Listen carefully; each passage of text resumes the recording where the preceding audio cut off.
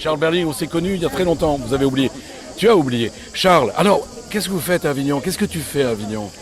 Mais comment ça, qu'est-ce que je fais à Avignon? Je sais pas, Quelle moi. drôle de question. Ben voilà. Non, mais il est bon, lui. Mais c'est justement, je veux Je savoir. fais ce que je veux à Avignon. Mais non, allez. Oui. Il est tellement en colère. Il est tellement en colère, mes amis, qu'il ne veut pas me Parlons répondre. d'un sujet intéressant. On vient de voir, ça fait deux débats sur l'égalité homme-femme auxquels j'assiste. D'abord, il y a des gains, il n'y a personne. C'est-à-dire que tous ces connards de mecs là qui viennent pas au débat. L'autre fois, il y avait que des femmes et maintenant, il y a personne.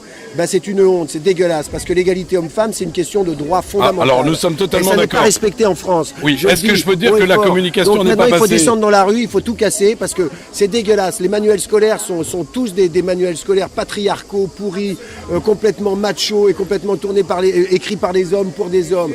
L'histoire de l'art, elle est écrite comme ça. Donc on essaye, nous, dans nos théâtres, de faire un peu d'égalité, de parité. On n'est pas du tout suivi par l'État. Je dis, ça fait trois femmes ministres, 4 femmes ministres que je vois qui n'ont rien fait parce qu'elles sont méprisées par leur pouvoir central, par le président de la République. Donc je dis, c'est dégueulasse. L'égalité en France n'est pas respectée. Je dis juste cette chose-là. Et maintenant, il faut juste tous descendre dans la rue pour tous leur brûler leur truc parce qu'il y en a plein le cul de leurs bonnes propositions, de machin. Et il faut faire des quotas. Il faut faire des quotas pour dire que maintenant, si dans 6 mois la loi n'est pas respectée, on va tout casser. Mais Charles, merci. Oh, est-ce qu'on peut applaudir Charles, s'il vous plaît? Il n'y a pas besoin de m'applaudir. Je trouve que c'est outré de voir des débats. D'abord, c'est quoi le Festival d'Avignon? C'est devenu quoi le Festival d'Avignon? Regardez-moi ces débats. Ça n'intéresse pas les femmes et les hommes, ces débats-là. Vous ne pensez pas qu'il y a un manque de communication? Je pense qu'il y a un manque de communication parce que moi, personnellement, qui travaille sur Avignon depuis plus de 2 mois sur ce festival, je n'étais pas informé de ce jour. Ah bon, alors là, il faut vous adresser à la Maïf qui a mal fait son Non, je n'étais pas au courant. Je pense qu'au-delà de ça, la dernière fois j'en ai fait un autre où il y avait du monde, hein, j'étais je ne sais plus où là, il y avait du monde, mais il n'y avait que des femmes.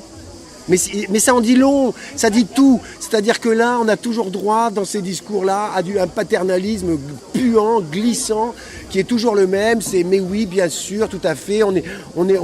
Il est clair que c'est un problème et on va y remédier. Donnez-nous quelques années, 10 ans, 20 ans, 30 ans, 1000 ans peut-être. Vous voyez Sabine, le porte-parole que vous avez, c'est Charles. Charles, est-ce qu'on peut non, parler de théâtre là? Je voudrais qu'on parle théâtre, s'il te plaît. Théâtre de quoi? Théâtre, la vie.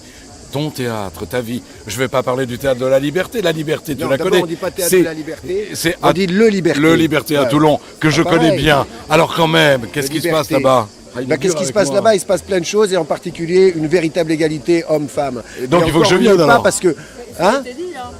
Mais non, mais sans déconner, c'est vraiment important. C'est-à-dire que nous, Pascal Beuglin et moi, on co-dirige le truc déjà à égalité totale.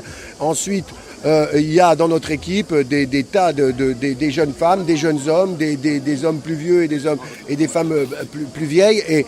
Et il y a une véritable égalité, les salaires sont respectés. Nous, contrairement à beaucoup d'entreprises en France et contrairement même à l'État qui ne le fait pas appliquer, on respecte la loi.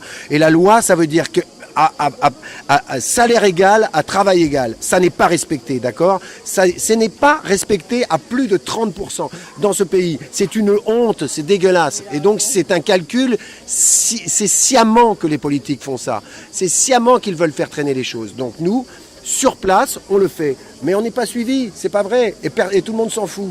Eh bien, écoutez, Pierre-Patrick, qui d'habitude s'occupe que de théâtre, et qui n'a que pour vocation que le théâtre, est un peu intimidé par tout ce qui se passe. Merci Charles. On se souviendra qu'on a un peu bossé ensemble il y a quelques années quand même. Tout à fait. Hein, c'est un peu bizarre. C'était merveilleux, je me souviens très bien. Mais non, t'es un voyou là. C'est pas vrai. Non. Mais vraiment, t'as été merveilleux. Incroyable. Allez, on prend des photos. Mais l'actualité théâtrale, s'il te plaît. Je suis pour le théâtre. Mais moi, je suis pas politique. Mais t'as raison d'être pour le théâtre.